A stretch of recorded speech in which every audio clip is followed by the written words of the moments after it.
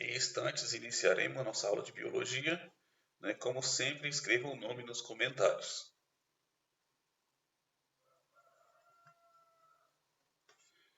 A temática de hoje é herança e sexo. Sexo e herança na genética. Na maioria das espécies, o principal fator determinante do sexo são os genes. Em geral, esses genes são situados em cromossomos especiais, chamados cromossomos sexuais, heterocromossomos ou alossomos. Como está mostrando nessa imagem, sempre há, na maioria das espécies, um cromossomo específico que vai carregar os genes relacionados à característica de cada sexo. Se é macho, se é fêmea, esses genes que vai determinar as características de cada um. Aqui nós temos um exemplo de determinação do sexo no sistema XY, que é no caso da espécie humana. O homem, ele tem 44 cromossomos autossômicos, que são aqueles cromossomos que não determinam características relacionadas ao sexo, como, por exemplo, a cor do cabelo, e tudo mais, e mais o cromossomo X e Y. A mulher também tem 44 cromossomos autossômicos, que determinam características que não tem nada a ver com o sexo, e 2 cromossomos sexuais, que são XX. A mulher, por meio de meiose, produz o gameta, que é o óvulo. Esse óvulo tem a metade da quantidade de cromossomo da mulher adulta. Então ele vai ter 22 cromossomos, um cromossomo de cada tipo, e mais ou o cromossomo X, Então esse óvulo vai ter apenas um cromossomo X. Então todos os óvulos vai ter esse cromossomo sexual. Já o homem, ele vai produzir por meio de meiose espermatozoides. Desses espermatozoides, metade vai ter metade da quantidade de cromossomos mais um cromossomo X, e a outra metade vai ter 22 cromossomos mais o Y. Se esse espermatozoide que tem o cromossomo Y fecundar esse óvulo, nós vamos ter um indivíduo com 44 cromossomos mais o cromossomo sexual X e Y, determinando que esse vai ser um menino. Mas se o espermatozoide que fecundar for um que tem o cromossomo X, então ele vai se unir a esse óvulo, formando um indivíduo com 44 cromossomos autossômicos mais o cromossomo sexual XX, sendo esse indivíduo uma menina. Então, dessa forma, no sistema XY, quem carrega o gene que determina o sexo é o homem. Aqui nós temos mais uma vez o esquema explicando da mesma forma, que é o esquema que tem no livro de vocês, explicando esse sistema. Aqui o homem carrega o cromossomo que vai determinar o sexo. Isso não quer dizer que ele escolhe, isso é aleatório, mas ele tem o gene que determina o sexo. Sistema X0, é o que acontece com esses insetos aqui, o gafanhoto. No sistema X0, o macho tem 22 cromossomos autossômicos para características gerais, mais um cromossomo X. A fêmea também tem 22 autossômicos, mas ela tem 2 cromossomos X. O que leva a crer que o macho ele tem um cromossomo a menos do que a fêmea, um cromossomo sexual. Então, por isso que o sistema é chamado de X0, porque o macho falta um cromossomo sexual. Na produção de gametas, o macho vai produzir um gameta com 11 cromossomos, ou seja, metade da quantidade, e sem o cromossomo sexual. E a outra metade dos gametas dele vai ter 11 cromossomos autossômicos mais um cromossomo sexual X. A fêmea, todos os gametas dela vai ter 11 cromossomos de cada tipo, ou seja, a metade da espécie, mais um cromossomo X. Então todos vão ser assim. Então, para determinar o sexo, se o gameta masculino que fecundar for esse que tem o X, vai informar os indivíduos do sexo feminino.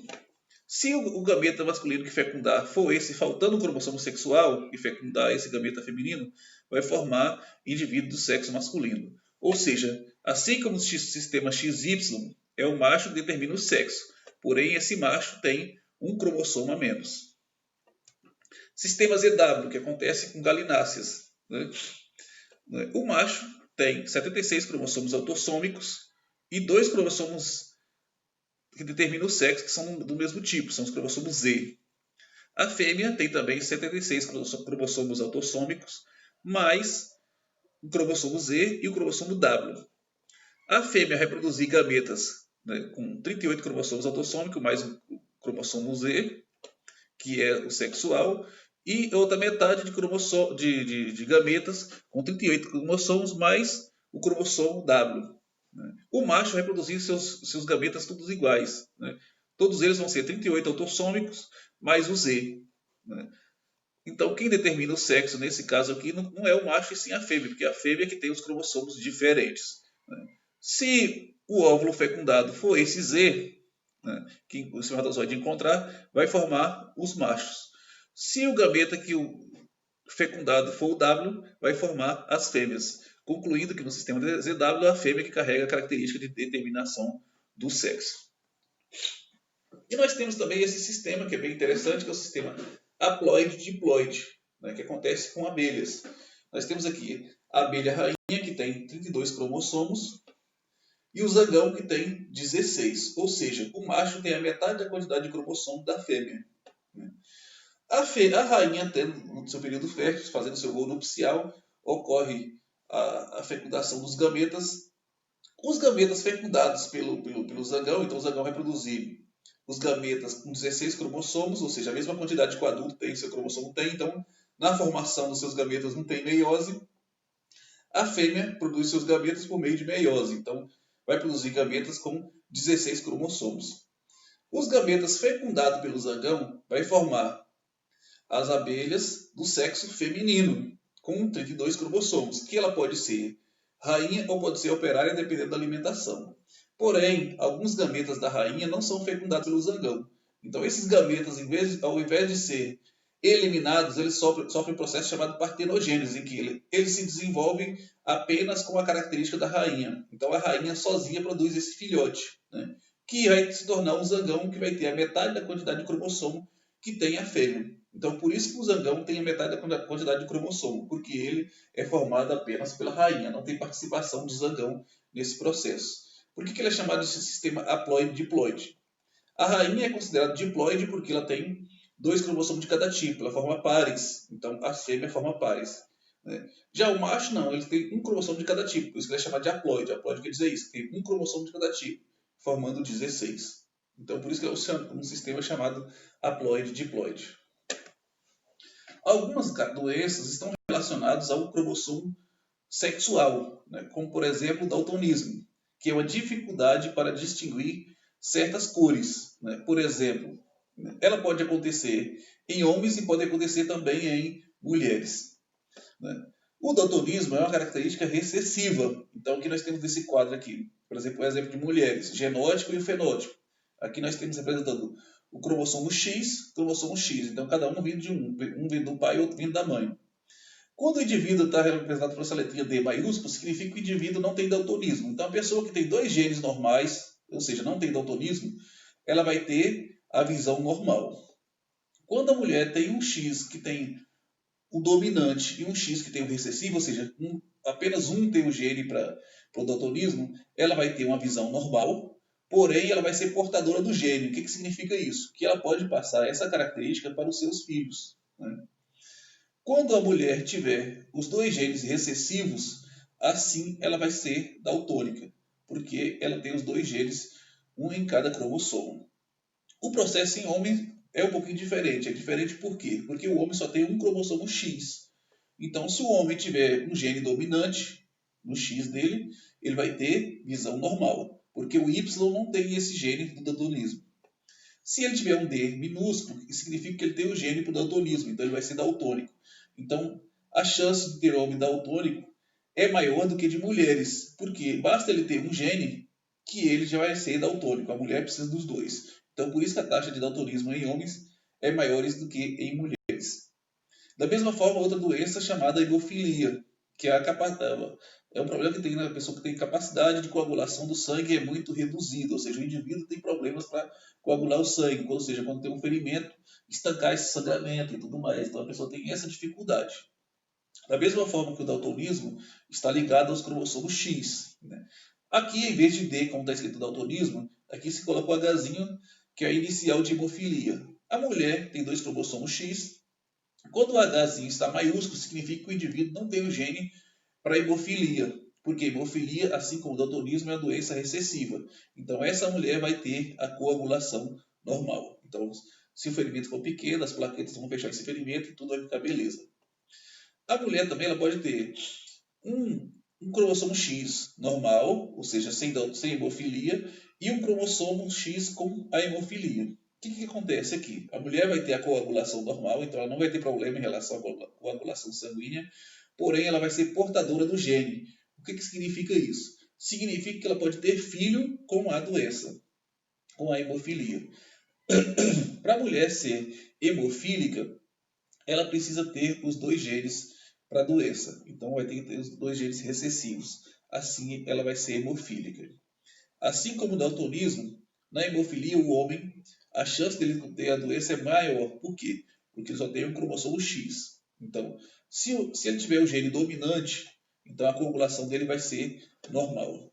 Se ele tiver o gene recessivo, ou seja, tiver o gene que define a hemofilia, ele vai ser hemofílico. Então, a taxa de homem hemofílico é muito maior do que a de mulher, porque ele só precisa de um gene, a mulher precisa dos dois. Aí nós vamos para uma outra questão, que é a hipótese da compensação de dose. O que é isso? Ocorre a inativação de um cromossomo nas células somáticas, o fenômeno não ocorre nas células de linhagem germinativa. O cromossomo X inativo torna-se extremamente condensado e assume preparações em células em interfase, o aspecto de um pequeno grânulo de cromatina sexual. Nós temos dois erros aqui, né, que na verdade é um condensado, ficou faltando aqui o aspecto, faltou separar, mas tudo bem. O que quer dizer aqui? Como a mulher ela tem dois cromossomos X, né, ela não precisa que expresse esses dois cromossomos X, então um fica condensado, um fica inativo. Então, mulheres, ela deixa funcionar apenas um cromossomo X. Então, é disso que está falando sobre a questão da compensação de dose. E esse cromossomo inativo a gente pode ser visualizado em microscópio. Por isso está falando da questão da cromatina sexual. Né? É possível você descobrir pela célula se essa célula é feminina ou masculina. Por quê? Um cromossomo fica inativo e ele fica visível ao microscópio. Células femininas apresentam cromatina sexual, ausente em células masculinas. Aquilo que eu falei para vocês, que ele fica condensado, ou seja, ela assume um aspecto que é possível ser visualizado. Isso ocorre nas fêmeas de mamíferos como estratégia de igualar ou compensar a quantidade de genes ativos em fêmeas e machos. É o que chama de compensação em dose. Aqui também faltou separar a palavrinha, mas tudo bem. Então, essa estratégia das fêmeas é para compensar, porque o homem ele tem apenas um cromossomo X e a fêmea tem dois. Mas o que isso traz de produtivo saber para os seres vivos? Que isso pode afetar também a questão das doenças.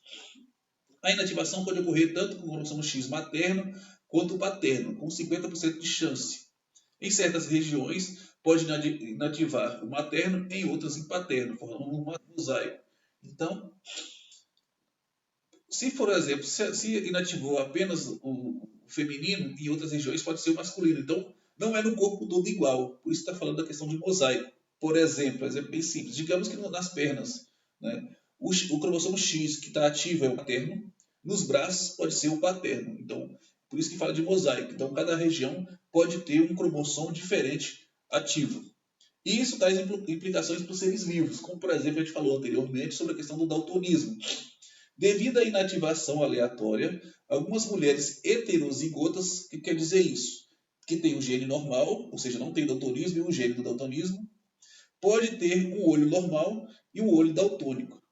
Ou seja, ela pode manifestar a característica do daltonismo em uma parte do corpo. Ou seja, como no olho está um gene normal, no outro pode estar um daltônico. Então, a pessoa, se ela tampar um olho, ela vai se sentir daltônica. Ela não vai identificar algumas cores. Né? Eu até coloquei aqui uma imagem que é utilizada para fazer os testes se a pessoa tem daltonismo ou não, em que está sobrepostas algumas letras com coloração em que a pessoa daltônica não consegue visualizar. Então, a pessoa que era para ser normal, ela apresenta daltonismo porque ela é heterozigota. Da mesma questão a hemofilia. Né? Mulheres heterozigotas para o gene da hemofilia, ou seja, ela tem um gene normal, representado pelo H maiúsculo, e o gene hemofílico, representado pelo H minúsculo. tem, em geral, metade do fator 8 para a coagulação. Então, vai reduzir a quantidade de produção do fator que permite a coagulação sanguínea. Então, essa hipótese da compensação de dose também afeta nessas questões. Então, é importante a gente discutir isso. Gatos domésticos. Né? No gato doméstico, isso também é afetado. A pelagem preta e amarela é condicionada ao cromossomo X. Machos têm apenas uma cor. Devido à inativação, fêmeas têm as duas cores simultâneas, com parte amarelas e parte pretas, como está mostrando essa figura bem pequenininha que tem no livro de vocês. Então, essa coloração da fêmea se deve ao cromossomo X, que em uma parte está ativado o amarelo e em outra parte está ativado o preto. Então, essa compensação de dose também acontece neles. Agora vocês vão fazer esse texto, isso que eu falei agora está relacionado a esse título Herança e Sexo, da página 63 a 72. Vocês podem dar uma olhadinha no livro de vocês. Na página 73 tem o exercício 1, 2, 3 e 4. Vocês vão copiar no caderno, responder. Depois enviar as respostas nesse formulário aqui. Então, vocês vão copiar no caderno, responder, depois enviar as respostas no formulário. Como são poucas perguntas, isso vocês fazem rapidamente. Aí nós vamos a tarefa da segunda aula, que é essa aqui. Vocês vamos iniciar esse bimestre agora, o acesso à plataforma Agora Vai Enem, para ver as videoaulas e também fazer os exercícios de biologia. Então vocês vão assistir a videoaula número 1 e responder o exercício número 1, que fala sobre a questão da origem da vida e do universo. Vocês podem fazer a lista fácil que tem lá. Então, essas duas atividades contam com chamada e também como nota de vocês relacionada à atividade em sala. Então, aquele que não fizer essa atividade vai levar a falta porque é uma tarefa do dia de vocês, é da tarefa da aula de vocês. Então, a videoaula é uma videoaula bem pequenininha e 12 questões rapidamente vocês conseguem fazer e eu vou no final do dia dar uma olhadinha para ver quem é que acessou e quem não acessou. Na verdade, a hora assim que acabar o tempo da aula, eu vou conferir quem é que fez. Né? Aquele que fizer depois do horário vai ter que me avisar no WhatsApp para mim que está conferindo depois da plataforma. Ok? Então é isso.